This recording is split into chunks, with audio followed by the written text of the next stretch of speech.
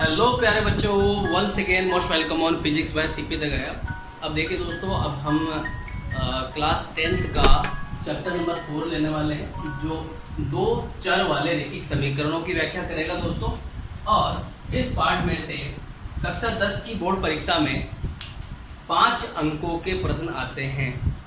अर्थात दोस्तों ये पार्ट भी कक्षा 10 बोर्ड परीक्षा के लिए मोस्ट इम्पोर्टेंट है। और यहाँ देखिए दोस्तों, जैसा कि आपको नाम से स्पष्ट हो रहा है, दो चर वाले रैखिक समीकरण।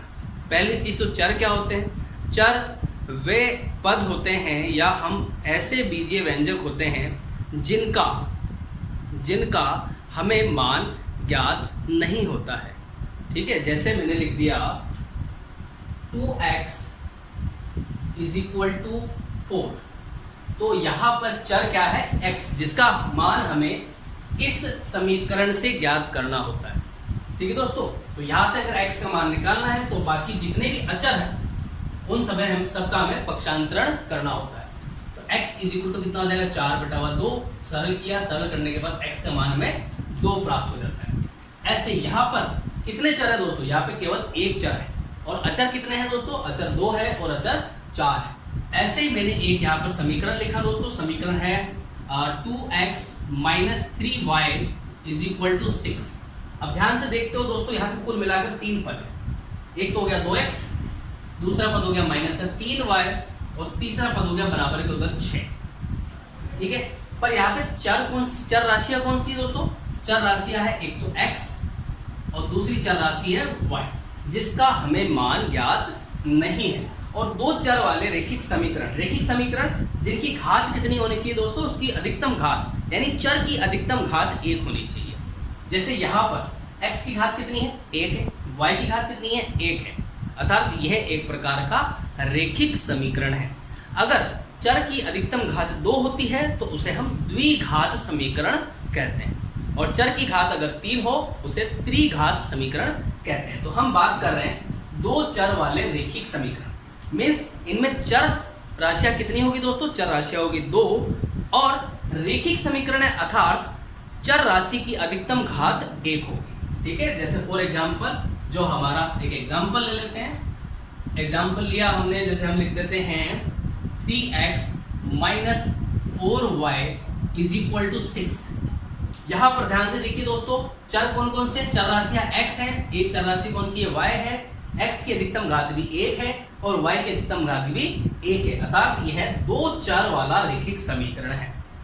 ठीक है दोस्तों, अब बात करते हैं, अगर मैं बराबर के इधर लिख दूं, जैसे मैंने लिखा 3x - 4y - 6 = 0, अभी भी यह दो चर वाला रैखिक समीकरण है। और समीकरण क्या होता था दोस्तों? समीकरण में बराबर का चिन्ह आता है, उसे बराबर 0 किया जा सकता है।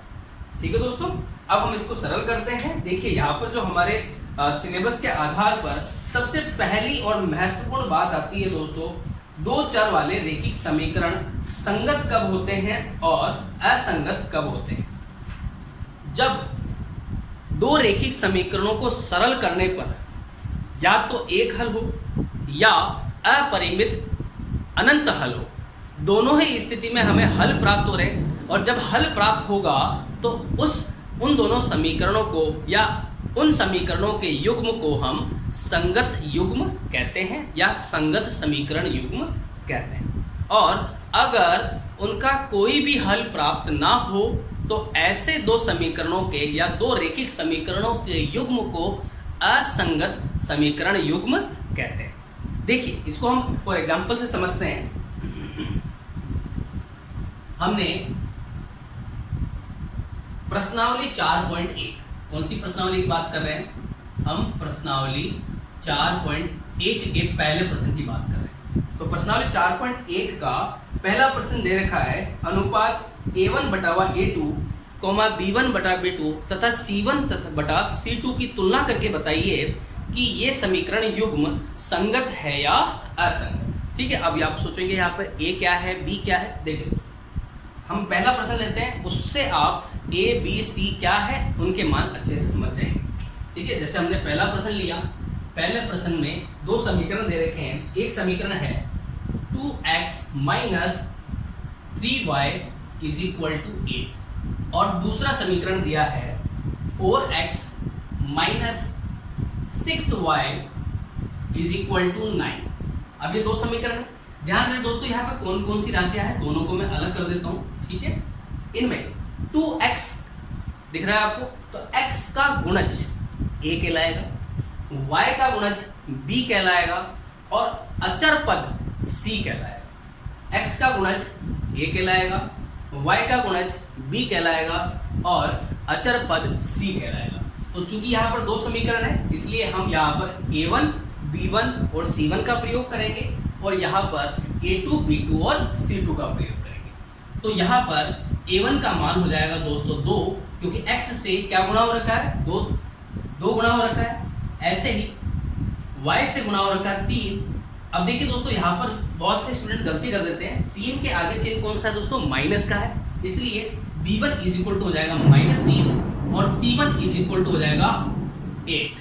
ठीक है दोस्तों, ऐसे यहाँ आते हैं हम इस समीकरण में, क्योंकि यहाँ पर a1, b1 और c1 यानी 1 मेंशन कर रखा है हमने, तो इस समीकरण में हम 2 मेंशन करेंगे, अर्थात x का जो गुणज होगा वो हो जाएगा दोस्तों a2 और a2 का मान है 4 और b2 का मान है -6 और c2 का मान है 9। अब हमें ये देखना है कि ये समीकरण संगत है या असंगत है। तो सबसे पहले समझ लीजिए दोस्तों, यहाँ पर एक बहुत अच्छी ट्रिक है और उसी के द्वारा हम ज्ञात कर सकते हैं कि समीकरण संगत है या असंगत है। तो देखिए दोस्तों, यहाँ पर यदि 3 कंडीशन है, पहली कंडीशन है a1 बटावा a2 बराबर नहीं है b1 बटावा b2। इनका अनुपात निकालना होगा a1 बटा a2 और b1 बटा b2 और c1 बटा c2, यानी तीनों का हमें अनुपात निकालना होगा सर्वप्रथम और तुलना करनी होगी कि कौन सा तथ्य यहाँ पर या कौन सा जो संबंध है वो सत्यापित हो रहा है। ठीक है, तो अब देखते हैं यहाँ पर अगर a1 बटा a2 बराबर नहीं है b1 बटा b2 के, इस स्थिति में अद्वितीय एक हल होता है, यानी जब इन दोनों समीकरणों को सरल किया जाएगा तो x और y का एक मान ऐसा होगा जो दोनों समीकरणों में उभयनिष्ठ होगा। जब इन दोनों समीकरणों का ग्राफ बनाया जाता है तो ग्राफ में प्रत्येक समीकरण की एक रेखा होती है, दोनों रेखाएं एक बिंदु पर प्रतिच्छेद करती है। अगर a1 बटा a2 बराबर नहीं है b1 बटा b2 के, इस स्थिति में अद्वितीय, ध्यान से सुनना दोस्तों, अद्वितीय एक हल होता है, अद्वितीय एक हल होता है। ठीक है, साथ के साथ ही दोनों रेखाएं, एक समीकरण की एक रेखा होगी तो दोनों रेखाएं एक बिंदु पर काटती है। ठीक है दोस्तों, दोनों रेखाएं एक बिंदु पर काटती है और चूंकि हमें एक हल प्राप्त हो रहा है इसलिए इसे हम संगत समीकरण युग्म बोलेंगे। क्या बोलेंगे दोस्तों, संगत युग्म। कौन सा युग्म बोलेंगे, संगत युग्म। ठीक है, एक बार मैं कैमरा चेक कर लेता हूँ, आपको पूरा वीडियो आ रहा है, एडिट हो रहा है, नहीं हो रहा है, ठीक है। दूसरे बिंदु में क्या होता है, a1 बटावा a2 बराबर हो b1 बटावा b2। अगर ऐसा होता है तो इसकी दो स्थितियां हैं कि c1 बटावा c2 बराबर हो इनके, यानी a1 बटा a2 बराबर है b1 बटा b2 और बराबर है c1 बटावा c2, यानी इनका पारस्परिक जो अनुपात है वो सभी का अनुपात कैसा हो, बराबर हो। इस स्थिति में क्या होता है, अनेक हल होते हैं, अनेक हल होते हैं। इसका तात्पर्य है कि सभी बिंदु हल हैं, ये भी कह सकते हो आप, सभी बिंदु हल हैं। ठीक है, और अगर दूसरे बिंदु की बात करें तो दोनों रेखाएं कैसी होगी, दोनों रेखाएं परस्पर एक दूसरे के ऊपर होती है, यानी कैसी होती है, संगत होती है। आप ऐसे कह सकते हो कि संगत है यानी एक दूसरे के ऊपर ही लाई करेगी। ठीक है, और अगर हल, चूंकि यहाँ पर हमें हल प्राप्त हो रहा है इसलिए इन दोनों युग्मों को, यानी अगर दोनों युग्म के अंदर ये संबंध निकलता है तो यह भी संगत युग्म होगा। कैसा युग्म होगा दोस्तों, संगत युग्म। और तीसरी स्थिति है दोस्तों, तीसरी स्थिति को देख लेते हैं हम। तो फर्स्ट पॉइंट को हम इरेज कर देते हैं, या एक काम करते हैं पहले इस क्वेश्चन को इरेज कर देते हैं, वापस से समझ लेंगे। ठीक है, तीसरा पॉइंट ऊपर लिख देता हूँ, ये मैं थर्ड पॉइंट यहाँ लिख देता हूँ। ठीक है, थर्ड पॉइंट क्या है दोस्तों, A1 बटावा A2 बराबर है B1 बटावा B2 के, और ये मान बराबर नहीं है C1 बटावा C2 के। अगर ऐसा होता है दोस्तों तो इसके तीन बिंदु कौन से होंगे, पहला होगा कोई हल नहीं, कोई हल नहीं, यानी कोई भी हल नहीं होता है। और अगर दोनों रेखाओं के संबंध की बात करें तो दोनों रेखाएं परस्पर समांतर होती है। कैसी होती है दोस्तों, परस्पर समांतर होती है। कैसी होती है, समांतर होती है। और अब बात करें हम, क्योंकि यहाँ पर हमें कोई भी हल प्राप्त नहीं हुआ है, इसलिए दोनों समीकरण संगत युग्म नहीं होंगे, उन्हें कहा जाएगा असंगत युग्म। क्या बोला जाएगा, असंगत युग्म। तो ध्यान रहे दोस्तों, तीनों के मध्य डिफरेंस है, तीनों को समझ लो आप, कि वो तीनों पॉइंट आपके ग्राफ में भी काम में आने वाले हैं। यानी आप केवल और केवल दोनों समीकरणों के A1 और A2, B1 और B2 और C1 और C2 के अनुपातों को देखकर बता सकते हैं कि उनका हल कैसा होगा। अद्वितीय एक हल होगा, या अनेक हल होंगे, या कोई भी हल नहीं होगा। और अगर कोई हल प्राप्त होता है, चाहे वो एक अद्वितीय हल हो चाहे अनंत हल हो, वो दोनों युग्म कैसे होंगे, संगत युग्म होंगे। और अगर कोई भी, अगर ये संबंध होता है अर्थात यहाँ पर कोई हल प्राप्त ना हो, तो उसे असंगत युग्म कहते हैं। ठीक है दोस्तों, तो मुझे लगता है कि आपको ये तीनों पॉइंट अच्छे समझ में आए होंगे दोस्तों। अब हम इससे रिलेटेड क्वेश्चन को करते हैं और अच्छे से ये पॉइंट क्लियर हो जाएंगे। ठीक है, तो हम यहाँ पर प्रश्नावली 4.1 का पहला प्रश्न लेते हैं, यानी जो रिपीटेड क्वेश्चन था इससे पहले लिया था उसको हम बोर्ड पर ले रहे हैं। ठीक है, मैं इसको इरेज कर देता हूँ दोस्तों। इसका अगर आपको स्क्रीनशॉट लेना है तो स्क्रीनशॉट ले लीजिए, और ये मोस्ट इंपॉर्टेंट है इसके लिए। ठीक है, तो स्पेस मिल गया आपको दोस्तों, आपने स्क्रीनशॉट ले लिया होगा। अब बात करते हैं हम पहले प्रश्न की। तो सबसे पहले हमें क्या करना पड़ेगा, A1, B1 और C1 का मान निकालना होगा, और दूसरे समीकरण के अंदर A2, B2 और C2 का मान ज्ञात करना होगा। ठीक है, अब चलो अपने बिंदु पर आ जाते हैं, पहला प्रश्न ले लेते हैं। तो पहला प्रश्न है, यहाँ पर हमें ये जांच करनी है कि जो समीकरण है वो संगत है या असंगत है, यानी कोई हल प्राप्त होता है या कोई हल प्राप्त नहीं होता है। तो हम पहला प्रश्न ले लेते हैं जिसमें दो समीकरण है। पहला समीकरण है 2x - 3y = 8, और साथ में दूसरा समीकरण दे रखा दोस्तों वो है 4x - 6y = 9। ठीक है, अब यहाँ से हम A1 का मान हो जाएगा 2, B1 का मान हो जाएगा -3, और C1 का मान हो जाएगा, चलो इसको मैं एक काम करता हूँ, लक्ष्मण रेखा खींच देते हैं। ठीक है, तो A1 का मान हो जाएगा 2, और B1 का मान हो जाएगा -3। A1 क्या है, x का गुणज है, B1 क्या है, y का गुणज है, और C1 क्या होगा दोस्तों, अचर पद, जो कितना है यहाँ पर 8। ऐसे दूसरे समीकरण से हम A2, B2 और C2 निकाल लेते हैं। A2 बराबर हो जाएगा 4, B2 बराबर हो जाएगा -6, और C2 बराबर हो जाएगा 9। ठीक है, अब हम क्या करते हैं, इनका पारस्परिक अनुपात पहले ही निकाल लेते हैं। यानी A1 बटावा A2 बराबर होगा, देखो A1 का मान है 2 और A2 का मान है 4। जब आप इसको कैंसिल करते हैं तो ये हो जाएगा 1 बटावा 2। ठीक है, ये हो गया पहला पॉइंट। ऐसे हम दूसरा पॉइंट भी निकाल लेते हैं।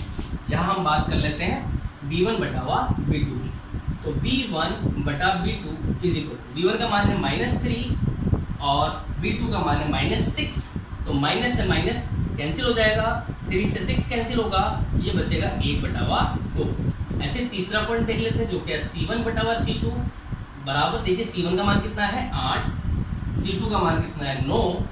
अब ये परस्पर एक दूसरे से नहीं कट रहे हैं। अब देखिए दोस्तों कौन सा संबंध लगेगा, समीकरण 1, 2, 3 की तुलना करने पर आप इसको समीकरण भी बोल सकते हैं दोस्तों। ठीक है, 1, 2 व 3 की तुलना करने पर, जब आप तुलना करते हैं दोस्तों तो क्या आएगा, A1 बटावा A2। ध्यान से देखो दोस्तों, A1 बटा A2 बराबर है 1/2, B1 बटा B2 है 1/2, और C1 बटा C2 है 8/9। यानी ये दोनों बराबर है, और ये तीसरा पॉइंट बराबर नहीं है, यानी a1 बटा a2 is equal to b1 बटा b2, it is not equal to c1 बटा c2। अब ये संबंध कौन सा होता है दोस्तों? ये संबंध होता है जब दो रेखाएं परस्पर कैसी हो, समांतर हो, यानी उनका कोई भी हल नहीं होगा। तो क्या होगा? इनका कोई हल नहीं होगा। अब जब कोई भी हल हमें प्राप्त नहीं होता है तो वह दोनों युग्म कैसे होंगे? ये जो दोनों युग्म दे रखे हैं कैसे होंगे? असंगत युग्म होंगे। कैसे युग्म होंगे? असंगत युग्म। और जब असंगत युग्म होते हैं इनके लिए दोनों रेखाएं परस्पर कैसी होगी? देखिए प्रत्येक समीकरण की एक रेखा होगी, तो इनकी रेखाएं परस्पर समांतर होगी। कैसी होगी दोस्तों? समांतर होगी। तो आई थिंक दैट ये पूरा क्वेश्चन आपको अच्छे समझ में आया होगा। इसका एक एग्जांपल और ले लेते हैं, ठीक है, जो थोड़ा सा अंश बटा हर की फॉर्म में ले लेते हैं हम, ठीक है। हमने ले लिया यहाँ पर क्वेश्चन नंबर, यानी फर्स्ट का ही फोर्थ पार्ट ले लिया। ये क्वेश्चन नंबर 1 का फर्स्ट था, अब क्वेश्चन नंबर 1 का हम फोर्थ पॉइंट ले रहे हैं, ठीक है दोस्तों। मैं इसको इरेज कर देता हूँ, समझ आया दोस्तों यहाँ पर, ठीक है। हमें तुलना करनी पड़ेगी। सबसे पहले a1 b2 a1 अपन a2 b1 बटा b2 c1 बटा c2 निकालना पड़ेगा, और फिर तीनों में संबंध देखना पड़ेगा कि इनके मध्य कौन सा संबंध है, और उसके आधार पर हम वो संगत है या असंगत है, या इनकी रेखाएं परस्पर समांतर है, या एक दूसरे को प्रतिच्छेद करेगी, या एक दूसरे के ऊपर आरोपित होगी, ये सब बता सकते हैं इनका कोई हल होगा या नहीं होगा, ठीक है। अब बात करते हैं पहले के ही फोर्थ पॉइंट की, ठीक है। तो मैं इनको इरेज कर देता हूँ। जो चीजें मैं निकालनी है उसको मैंने यही रहने दिया, ठीक है। हम समीकरण दूसरा लिख लेते हैं, ठीक है। यहाँ से a1 a2 b1 space plane कर दिया है यहाँ पर, ठीक है। जो वैल्यूज होगी उसको यहाँ पे पुट कर देंगे, ठीक है। ये हमने समीकरण को इरेज कर दिया। अब देखिए दोस्तों, चौथा क्वेश्चन जो है, यानी फर्स्ट का ही फोर्थ, ठीक है। फोर्थ क्या है यहाँ पर? अच्छा, फोर्थ इस तरीके से लिखा हुआ है दोस्तों, उसी टाइप से लिख लेते हैं। तो फोर्थ दे रखा है 4/3 x plus 2y is equal to, ये दे रखा है 8। ये हो गया पहला समीकरण। दूसरा समीकरण दे रखा है 2x plus 3y is equal to 12, ठीक है। अब देखिए दोस्तों, a1 कितना है यहाँ पर? 4/3 होगा, b1 होगा यहाँ पर 2, और c1 होगा 8, ठीक है। ऐसे a2 की बात करते हैं, a2 हो जाएगा 2, b2 हो जाएगा 3, और c2 हो जाएगा 12।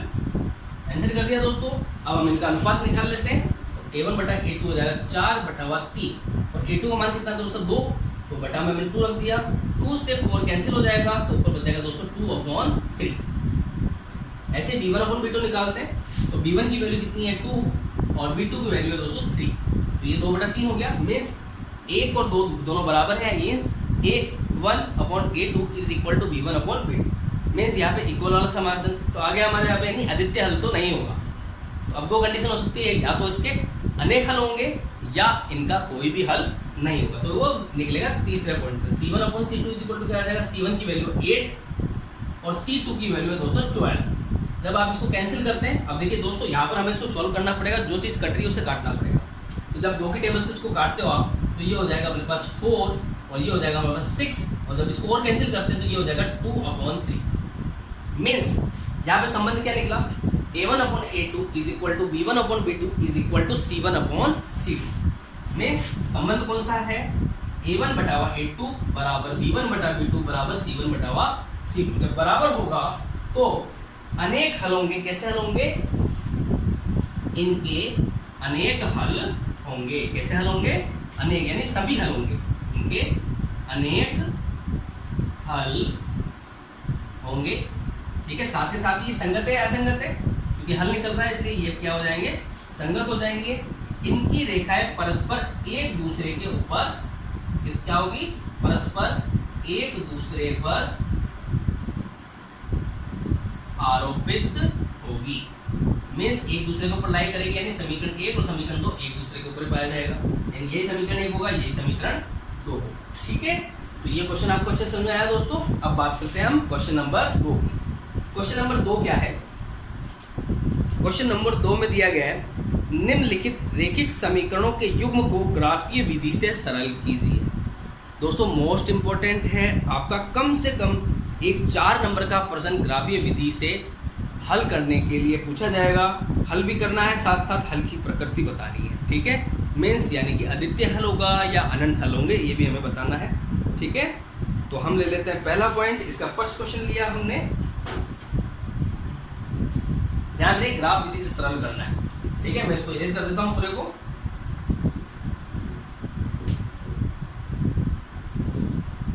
ये तो हो गया इरेज, ठीक है। सोपड़ा साफ हो गया भैया।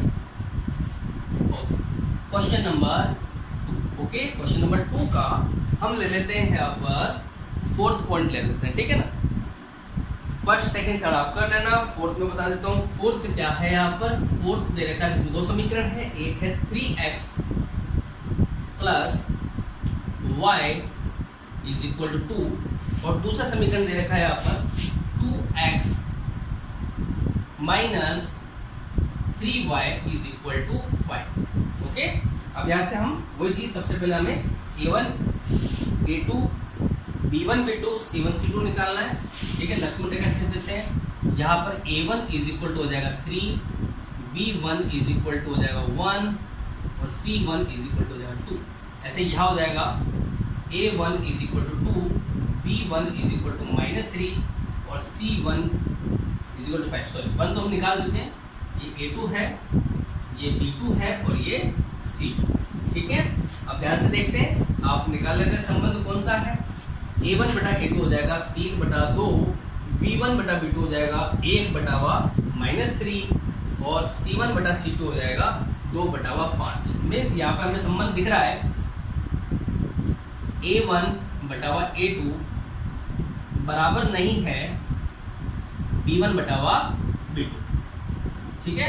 जब बराबर नहीं है तो इनका कैसा हल होगा, अद्वितीय हल होगा। कैसा हल होगा, अद्वितीय हल होगा, ठीक है। अब अद्वितीय हल है तो इसके लिए हमें क्या बनाना पड़ेगा, विधि सरल करने के लिए हमें इस समीकरण को किसी ना किसी एक चर के बराबर करना होगा। क्योंकि ये क्या लिखा हुआ है 3x प्लस y बराबर 2 लिखा हुआ है, तो हमें साधारण रूप से ये दिख रहा है कि y बराबर 3x को पक्षांतरित कर दीजिए आप, तो y इज इक्वल टू हो जाएगा हमारे पास 2 माइनस 3x और यहाँ से हम x का मान रखकर हम y की वैल्यू निकाल सकते हैं, ठीक है। तो हमें दो मान निकालने हैं दोस्तों, केवल और केवल दो निकाले और ध्यान रहे दोनों मान परफेक्ट होने चाहिए, ठीक है, x और y, ठीक है। हम पहले x y की वैल्यू निकाल लेते हैं, बाद में इसको इरेज करके हम ग्राफ बना लेंगे, ठीक है। अब देखिए आप, तो पहला मान निकल जाएगा जब आप x का मान 0 रखिए। x का मान आप जब 0 रखते हैं, x का मान क्या रखा आपने 0, तो ये पूरा टर्म क्या हो जाएगा, 0 हो जाएगा। तो 2 माइनस 0 क्या हो जाएगा, 2 हो जाएगा। यानी x की वैल्यू जब आप 0 रखते हैं तो y की वैल्यू कितनी हो जाएगी, 2 हो जाएगी। दूसरा मान निकालना है, दूसरा मान निकालने के लिए आप 1 2 3 की फॉर्म में लिख लो। जैसे ही आपको एक परफेक्ट वैल्यू मिल जाती है उसको आप लिख देंगे। x का मान आप 1 रखते हैं तो क्या हो जाएगा, ये 1 इंटू 3 हो जाएगा 3, 2 माइनस 3 करते हैं तो ये हो जाएगा -1। ओके, x की वैल्यू आप जब 1 रखते हैं तो 1 रखने पर y की वैल्यू जाती है -1। तो ये दो मान मिल गए दोस्तों। अब आते हैं हम समीकरण 2 पर। तो समीकरण 2 पर वही मान करना है हमारे को इसको किसी न किसी एक चर के बराबर करना है, ठीक है। तो हमने क्या किया, हम -3y को उधर पक्षांतरित कर देते हैं। तो देखिए पहला स्टेप क्या होगा, 2x is equal to 5 plus 3y और x के इक्वल कर दो, बिल्कुल एक चर के बराबर करना है। उसके अगर गुणा में है तो उसको भाग में दे दीजिए आप। x के गुणा में क्या है, 2 को हमने दे दिया भाग में, तो 5 प्लस 3y बटा में आ गया 2 मान निकालने हैं यहाँ पर, ठीक है, x और y। तो सबसे पहले हम क्या रखते हैं, y का मान 0 रख देते हैं। y का मान 0 रखते हैं तो ये पूरा पद 0 हो जाएगा, यानी 0 को 3 से गुणा करने पे 0 हो जाएगा। 5 में 0 जोड़ोगे 5 हो जाएगा और 5 में 2 का भाग लगाओगे तो 2.5 प्राप्त होगा, ठीक है। तो हम यहाँ पे 1 दशमलव मिल रहा है, चलो कोई बात नहीं, दूसरा मान रखकर देखते हैं, ठीक है। आप अगर 1 रखते हैं यहाँ पर, ध्यान से देखना दोस्तों, y का मान कितना रखते हैं 1, y का मान 1 रखने पर 3 बन जाए 3 हो जाएगा, 5 प्लस 3 कितना हो जाएगा 8। 8 में जब आप 2 का डिवीजन करते हैं तो आपको मिल जाएगा 4, ठीक है। तो एक मान मिल चुका है, एक मान और निकालना है। फिर हमने क्या किया, y का मान एक बार 2 रख के देखते हैं। जैसे आप 2 रखते हैं तो 2 3 6 6 5 11 11 में 2 का डिवीजन करते हैं तो फिर एक पॉइंट में आ रहा है। ठीक है, हम यहाँ पे 2 की जगह 3 रखते हैं। अगर आप 3 रखते हो तो 3 3 जा 9, 9 + 5 हो जाएगा 14, और 14 में 2 का डिवीजन करोगे आपको मिल जाएगा 7। यानी एक परफेक्ट वैल्यू मिल गई। कब रखा आपने? जब यहाँ पे आपने y की वैल्यू कितनी रखी? 3 रखी। तो y की वैल्यू 3 रखने पर 3 3 जा 9, 9 + 5 14, 14 में 2 का डिवाइड किया, यू विल गेट 7। ठीक है, अब हमें 2 मान मिल चुके हैं। ध्यान से देखिए दोस्तों, क्या दोनों में से x का मान 0 है या y है या 2 है? यहाँ देखिए, ऐसा है क्या मान? नहीं है। मीन्स दोनों में से कोई भी कॉमन नहीं है। मीन्स इसके अलावा, इन 2 के अलावा कोई दूसरा हल हो सकता है, और वो चीज़ हमें कब प्राप्त होगी? जब हम इसका ग्राफ बनाएंगे। तो हम क्या करते हैं, इसका ग्राफ बनाते हैं। तो ग्राफ बनाने के लिए हम एक छोटा सा ग्राफ, चलो एक बड़ा ग्राफ बना लेते हैं। यानी ऊपर वाले दोनों रामायण को हम फ्री कर देते हैं। ये समझ में आ गया दोस्तों? ये आपको पहले लिखना पड़ेगा। लिखने के बाद में आपको समीकरण 1 के 2 मान निकालने, समीकरण 2 के भी 2 मान निकालने। ठीक है, इसके बाद हमें ग्राफ बनाना है। बाकी सबको मैं इरेज कर देता हूँ दोस्तों। ठीक है, इरेज करने के बाद इसको इरेज कर दिया हमने, यहाँ भी इरेज कर दिया, क्योंकि अब इसका काम खत्म हो चुका है। अब सीधा इसका समाधान ही निकलेगा। ठीक है, हमने क्या किया, ये ग्राफ बनाया। ग्राफ के अंदर ये 0 हो गया दोस्तों, ये 1, ये 2 हो जाएगा, ये 3, ये 4, ये 5। अब देखिए दोस्तों, यहाँ पर x का मान 7 है। मीन्स हम इसको 7 तक ले जाते हैं, 6 और ये 7। तो ग्राफ पेपर के अंदर यहाँ पर सबके बीच में जो गैप होगा वो कैसा होगा? एकदम इक्वल गैप होगा। दूसरी तरफ देखते हैं हम, यहाँ पे 1, -1 होगा दोस्तों इधर, -2, -3, -4। इतना बहुत है, क्योंकि x का मान माइनस में है ही नहीं, तो उस तरफ जाने की आवश्यकता ही नहीं पड़ेगी। केवल 0 से हमारा काम हो जाएगा। बात करते हैं हम y की। तो y की जो मैक्सिमम वैल्यू दोस्तों, दोनों के अंदर देख लीजिए, y की मैक्सिमम वैल्यू 3 है। मीन्स 3 खंड के अंदर हमारा उत्तर प्राप्त हो जाएगा 1, यहाँ रख दिया हमने 2, और यहाँ रख दिया हमने 3। अब देखिए y का न्यूनतम मान कितना है? y का न्यूनतम मान है -1। मीन्स -1 तक ही हम फ्री हो जाएंगे। तो हमने इक्वल गैप लिया, ये हो गया -1, ये हो गया -2, ये हो गया -3। जब आप आपके एग्जाम नोटबुक के अंदर जब इसको लिखोगे, ठीक है, एग्जाम कॉपी के अंदर, तब आप इसको एक प्रॉपर फिनिश करेंगे। बिकॉज हमारे पास स्पेस की कमी है, ज़्यादा ऊपर भी ले जाकर क्या करेंगे, हम जहाँ तक काम में आ रहा है, जो वैल्यूज हो रही है उतना ही हमने इसमें लिया है। ठीक है, अब पहला पॉइंट देखिए दोस्तों, समीकरण A का x की वैल्यू 0 है। ध्यान से देखना, x की वैल्यू जब 0 है तो y की वैल्यू कितनी है? 2। अब देखिए y की वैल्यू 2 कब होगी? जब ये ऊपर जाएगा। मीन्स यहाँ हमें वो बिंदु प्राप्त होगा, तो हमने उसको डॉट लगा दिया। दूसरा बिंदु देखिए दोस्तों, क्या है? x का मान जब 1 है तो y का मान -1। यानी x का मान जब 1 होगा तो y का मान -1 ऊपर तो हो नहीं सकता, नीचे होगा दोस्तों। तो यहाँ हमें बिंदु मिल जाएगा, हमने इसको डॉट कर दिया।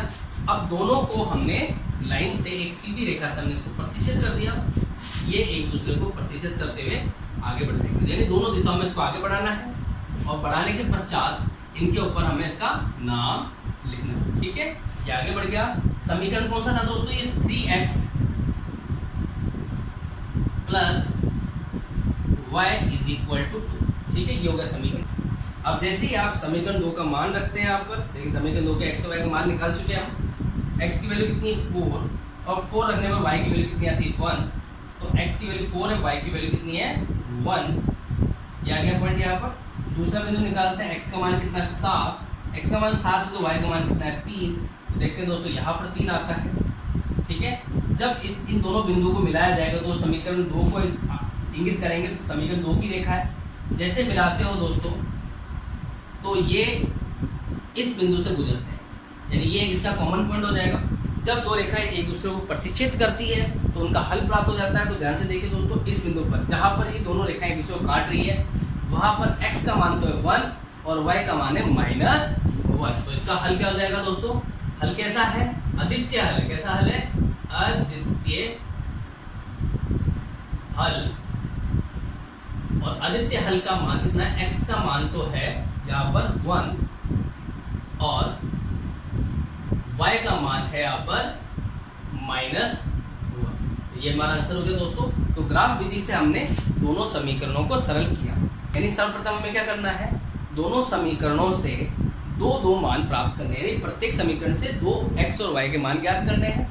ऐसे दूसरे समीकरण से भी x और y के मान ज्ञात करने। कितने मान ज्ञात करने हैं? 2 मान ज्ञात करने हैं। फिर दोनों से हमें क्या बनाना है? ग्राफ बनाना है। ठीक है दोस्तों, तो ये क्वेश्चन बहुत ईजी था। इसके जैसे ही सारे क्वेश्चन हैं सॉरी, और एग्जाम में आपको ग्राफ पेपर वैसे ही मिलेगा, ठीक है। अब बात करते हैं क्वेश्चन नंबर 3 की।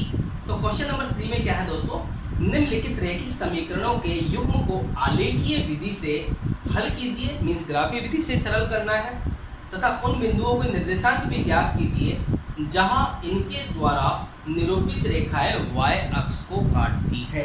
ध्यान से सुनना दोस्तों, उन बिंदुओं के निर्देशांक भी लिखने हैं जहां इनके द्वारा निरूपित रेखाएं y अक्ष को काटती है। कौन से अक्ष को काटती है? y अक्ष को काटती है। उन बिंदुओं के नाम भी लिखने हैं, ठीक है दोस्तों। तो हम समीकरण को लिख लेते हैं। जैसे हम क्वेश्चन नंबर 3 के अंदर फर्स्ट पॉइंट ले लेते हैं, यानी पहला क्वेश्चन ले लेते हैं। क्वेश्चन नंबर 3, उसका हमने लिया फर्स्ट पार्ट। अब फर्स्ट पार्ट क्या है, मैं पूरा इसको इरेज कर देता हूं दोस्तों, ठीक है।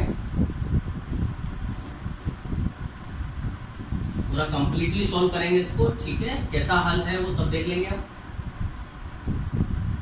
ये हो गया पेंसिल समीकरण 1 और समीकरण 2, ठीक है। क्वेश्चन नंबर 1 ले लेते हैं। क्वेश्चन 1 के अंदर समीकरण दिया है यहाँ पर 2x minus 5y plus 4 is equal to दे दिया दोस्तों 0।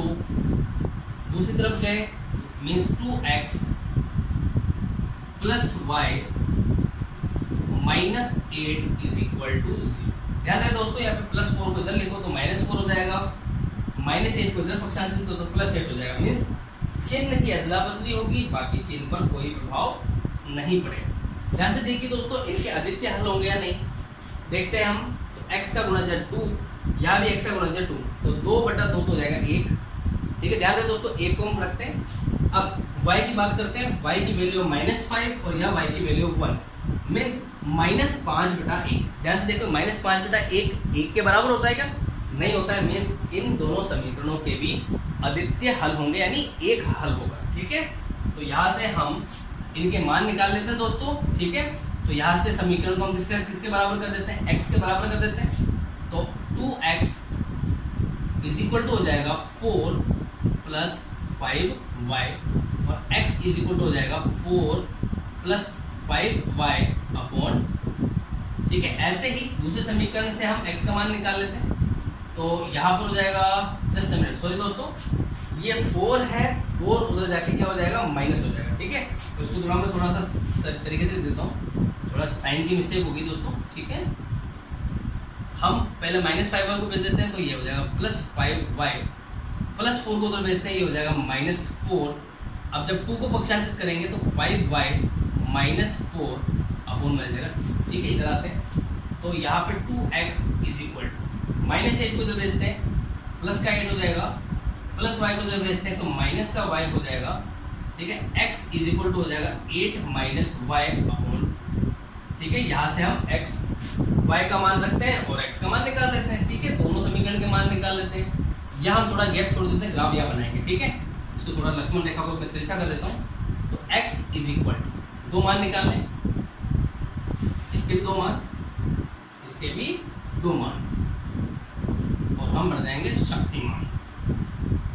चलो भैया, इधर x, इधर y, इधर x, इधर y। अब देखिए दोस्तों, x का मान यहाँ पे हम y का मान रखते हैं, y का मान मैं 0 रखता हूँ, y का मान 0 रखा तो 5 को 0 से क्या 0 हो जाएगा, 0 माइनस 4, ये हो जाएगा -4, और -4 में 2 का भाग लगाएंगे तो हमें मिलेगा -2, ठीक है। एक मान हो गया। दूसरा मान निकालते हैं। अगर मैं y का मान 1 रखूँ, ध्यान से देखना दोस्तों, अगर 1 रखता हूँ तो 5 एकम 5 हो जाएगा, 5 में 4 गया तो 1 बचेगा, और 1/2, ठीक है। थोड़ा सा दशमलव मान आ रहा है, कोई नहीं, दूसरा मान रखते हैं। अगर मैं यहाँ पर y की वैल्यू 2 रखता हूँ तो 2 5 जा 10, 10 माइनस 4 हो जाएगा 6, 6/2 हो जाएगा 3, ठीक है। मीन्स x का मान आ जाएगा 3। कब आया? जब आप y का मान कितना रखते हैं? 2 रखते हैं, ठीक है। ऐसे हम समीकरण 2 पर आ जाते हैं। या पहला मान तो हम 0 रखकर निकाल लेते हैं, y की वैल्यू 0 रखिए, y का मान 0 रखते हैं तो 8 में से 0 गया तो 8 बचता है, और 8 में 2 का भाग लगाते हैं तो कितना बचेगा? 4। एक मान हो गया दोस्तों। दूसरा मान रखते हैं, यहाँ पर हम y की वैल्यू रखते हैं 2, y की वैल्यू जब 2 रखते हो दोस्तों, तो 2 रखने पर 8 में से 2 गया तो कितने बचेंगे? 6, 6 में 2 का भाग लगाओगे तो कितना बचेगा दोस्तों? 3। और हमारा हल तो यही निकल चुका है। मीन्स ये देखिए दोस्तों, x का मान 3, y का मान 2, x का मान 3, y का मान 2। ये इसका एक अद्वितीय हल हो जाएगा। ग्राफ बना लेते हैं दोस्तों। ग्राफ के अंदर हमारे मैक्सिमम से मैक्सिमम 4 है यहाँ पर, 1 2 3 4, और माइनस में -2 तक है, तो -1 -2 -3 कितना बहुत है। y में मान निकाल लेते हैं दोस्तों। y का मान 0 1 और इधर हो जाए 2, ऐसे ही दूसरी तरफ 0 2 की फॉर्म में। चलो हम -1 और -2 लिख देते हैं, -1 ठीक है। x का मान कितना है, -2। x का मान जब -2 है तो y का मान 0 है, यानी हमें यही बिंदु मिल जाएगा, ठीक है। दूसरा देखिए, x का मान कितना है 3, तो y का मान कितना है 2। x का मान जब 3 है तो y का मान है 2, तो हमें यहाँ बिंदु मिलेगा। अब जब दोनों को मिला देंगे दोस्तों तो एक रेखा हो जाएगी दोस्तों। वो कौन सी रेखा होगी, समीकरण 1 की रेखा होगी। समीकरण 1 की रेखा है। अब आते हैं दूसरे पर, x का मान कितना है 4 और y का मान 0, यानी x का मान जब 4 होगा तो y का मान 0 होगा, यानी यही बिंदु मिल गया हमारे को। जब x का मान 3 है और y का मान 2 है, x का मान देखिए दोस्तों कितना है 3 और y का मान कितना है 2, यानी यही बिंदु मिलने वाला है। तो यही इसका अद्वितीय हल है। थोड़ा सा इसको हम डार्क कर देते हैं, ठीक है, ताकि बाकी सबसे कैसा लगे, अलग लगे। इसको हम पतला कर देते हैं, कोई बात नहीं दोस्तों, ठीक है। और ये पॉइंट थोड़ा सा बिल्कुल अलग हो जाएगा, जिसको हमने क्या रख दिया, डॉट लगाने के बाद थोड़ा इसका डार्क सर्कल कैसा कर दिया, बड़ा। यही हमारा अद्वितीय हल है। तो अद्वितीय हल बराबर यहाँ पे x का मान कितना हो जाएगा, x का मान हो जाएगा 3 और y का मान हो जाएगा। तो ये कंप्लीट सोल्व हो गया दोस्तों। अब बात करते हैं क्वेश्चन नंबर 4 की। तो क्वेश्चन नंबर 4 क्या है दोस्तों, यहाँ पर एक चीज और सुनिए दोस्तों। इसमें पहले इसकी रेखा बना देते हैं। जब इसको प्रतिच्छेद करेंगे तो ये रेखा बनेगी, ठीक है। अब ध्यान से देखना दोस्तों, इसने कुछ क्वेश्चन पूछा है। उस क्वेश्चन में क्या पूछा है कि ये रेखा है y अक्ष को कौन से बिंदु पर काटेगी। तो ध्यान से देखना दोस्तों, यहाँ पर इसके लिए हमें क्या करना पड़ेगा, समीकरण 1 में देखिए y अक्ष पर x का मान 0, x का मान क्या रखना पड़ेगा 0। तो इसे निकालने के लिए हम क्या करते हैं, यहाँ पे एक छोटा सा गुच्छा कर देते हैं समीकरण 1 के लिए, या करते हैं समीकरण 2 के लिए। थोड़ा मैं इसको ऊपर लिख देता हूँ। x = 3 है और y = कितना हो जाएगा 2, ठीक है। समीकरण 1 के लिए, यानी समीकरण 1 वाली रेखा y अक्ष को कौन से बिंदु पर काटेगी, वो हमें देखना है। तो x का मान 0 रखिए। x का मान जब आप 0 रखेंगे, ठीक है, तो y = हो जाएगा, देखिए x का मान 0 रखते ही -5y = 4 = 0, ये हो जाएगा -4 हो जाएगा, ठीक है। तो -5y = -4, फिर यह मान रखते हैं, तो -5y = -4 हो जाएगा, माइनस माइनस कैंसिल, तो y = हो जाएगा 4/5। एक तो ये माना जाएगा। समीकरण 2 के लिए मान ज्ञात करते हैं। x = 0 रखने पर, ध्यान से देखना दोस्तों, x का मान 0 रखते हो तो प्लस y - 8 = 0, y - 8 = 0, y कितना हो जाएगा 8। देखिए दोस्तों, दूसरे समीकरण के लिए वो बहुत ऊपर जा रहा था, तो वहाँ पे कौन से निशान होंगे, 8 होंगे। तो ये वो बिंदु है दोस्तों जो y अक्ष को काटेंगे। यानी दोनों रेखाओं के लिए, जो किसी भी रेखा के लिए जब y अक्ष पर कौन से बिंदु प्रतिच्छेद करेंगे तो उसके लिए x का मान हमें क्या रखना पड़ेगा, 0 रखना पड़ेगा। प्रश्नावली 4.8 के question number 1, question number 2, question number 3 को लिया। क्वेश्चन नंबर 4, क्वेश्चन नंबर 3 जैसा ही है, बस यहाँ पे हमें शीर्ष निकालना है, जैसे हमने पहले शीर्ष निकाले थे क्वेश्चन नंबर 3 के अंदर, वैसे यहाँ भी शीर्ष निकाल सकते हैं।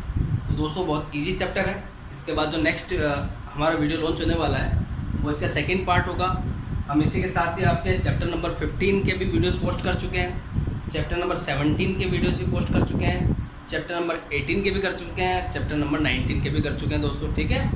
अब हम इसके नेक्स्ट वीडियो के अंदर प्रश्नावली 4.2 जो एक्सरसाइज जो आपके जो अध्याय 4 है उसके सेकंड प्रश्नावली है प्रश्नमाला, उसको हम कवर करेंगे दोस्तों। इसी के साथ ही वीडियो को लाइक कीजिए, चैनल को सब्सक्राइब कीजिए और अपने सभी दोस्तों को शेयर कीजिए।